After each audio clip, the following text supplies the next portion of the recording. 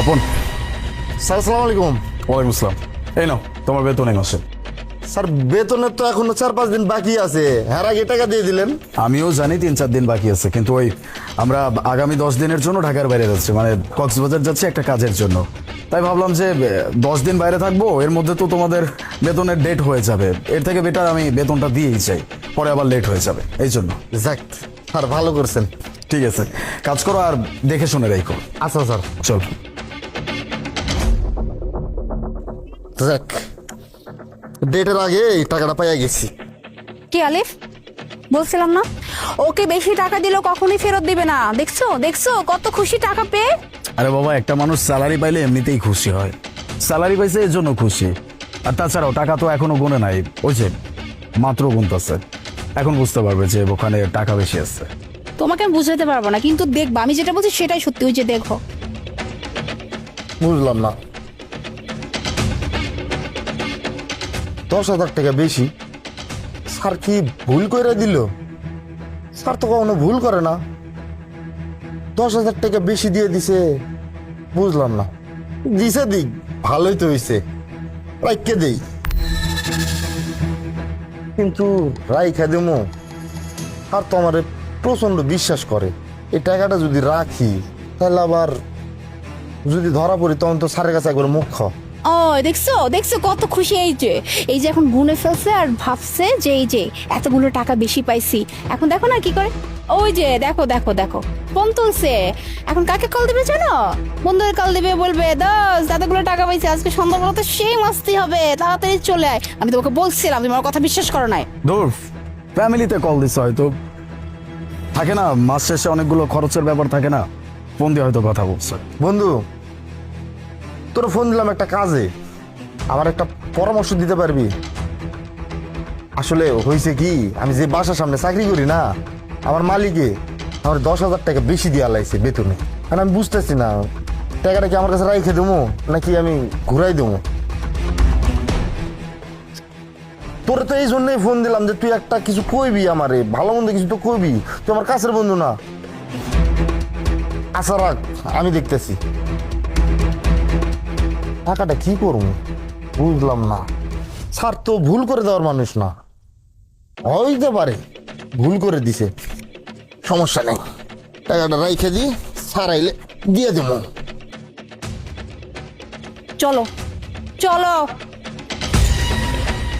আপন, কি ব্যাপার তুমি এভাবে আপসেট হয়ে এখানে বসে আছো কেন? কই না তো ম্যাডাম, কিছু হয় নাই। না আপন, ও যা বলছে একদম ঠিক কথা বলছে। তোমার মুখটা অনেক শুকনো লাগতেছে। কোনো কিছু নিয়ে কি অস্থিরতা কাজ করতেছে? কিছু লুকাচ্ছ?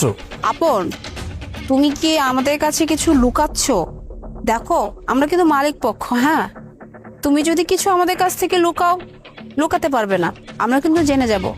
তাই বলছি তুমি কি নিয়ে আপসেট সেটা আমাদের কাছে শেয়ার করতে পারো। আসলে হয়েছে কি স্যার, আপনি যে একটু আগে আমার বেতন দিচ্ছেন না, ওই আপনি ভুল করে 10,000 টাকা বেশি দিয়ে লাইছেন। কি আমি দিব 10,000 টাকা বেশি? এটা হতে পারে? আমার তো হিসাবে কখনো ভুল হয় না। আর তোমাকে যতবার বেতন দিচ্ছি আমি তোমাকে তোমার বেতনটাই দিচ্ছি, মানে 20,000 টাকাই দিচ্ছি। 10,000 টাকা বেশি দিতে যাব কোন দুঃখে আমি? আমিও তো এটাই কইতেছি, স্যার তো কখনো ভুল করে না, হয়তো বা আপনার দ্বারা ভুল হয়ে গেছে। এই যে দেখেন। আর না না, আমার ভুল হইতে পারে না। মুনা ও কি বলতেছে? আমার কেন ভুল হইতে যাবে? আমি না তোমাকে টাকা গুনতে বলছিলাম, তুমি টাকা গুনো নাই। ওকে কত টাকা দিচ্ছ? তুমি আমাকে যত দিতে বলছিলে আমি তো ওই টাকাই গুনে দিছিলাম, ওই যে 20,000 টাকা। এই যে ও তো গুনছে, সব তো ঠিকঠাকই আছে। বুঝতে পারছি। আমার মনে হয় তোমার পকেটে কিছু টাকা ছিল, সেটা তোমার ওই বেতনের সাথে অ্যাড হয়ে গেছে, তুমি একসাথে গুনে ফেলছো। না না স্যার, আমি তো বেতনই পাই 20,000 টাকা, আমার পকেটে টাকা থাকবো কই থেকে? আর মাসের শেষের দিকে এই যে দেখেন, এই যে দেখেন 20,000 টাকা আমার বেতন, এই যে 10,000 টাকা, এটা বেশি দিয়ে লাইছেন আপনি।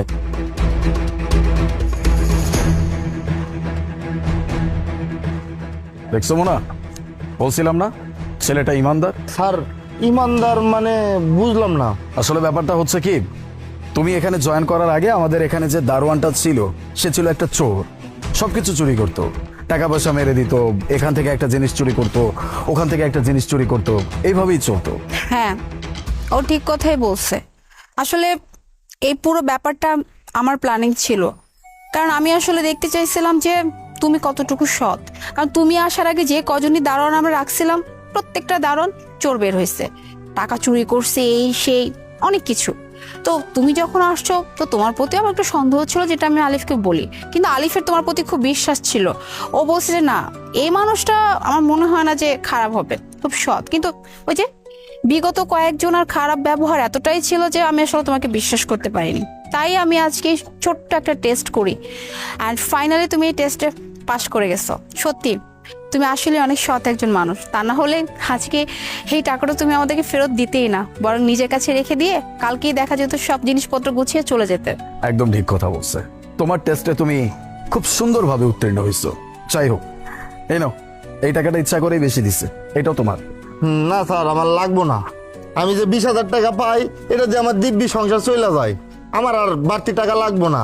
আর ম্যাডাম, আমরা গরিব মানুষ হইতে পারি, কিন্তু আমার বাপে একটা শিক্ষা দিছে যে আমি চাকরি করি না কেন, সততার সাথে যেন চাকরি করি, মানে আমার দ্বারাই কোনো আপনাকে ক্ষতি হইব না, এটুকু বিশ্বাস রাখতে পারেন। আরে বাবা, করোনা করছি না তোমাকে কোনো, এটা তোমার গিফট, এটা তোমারই।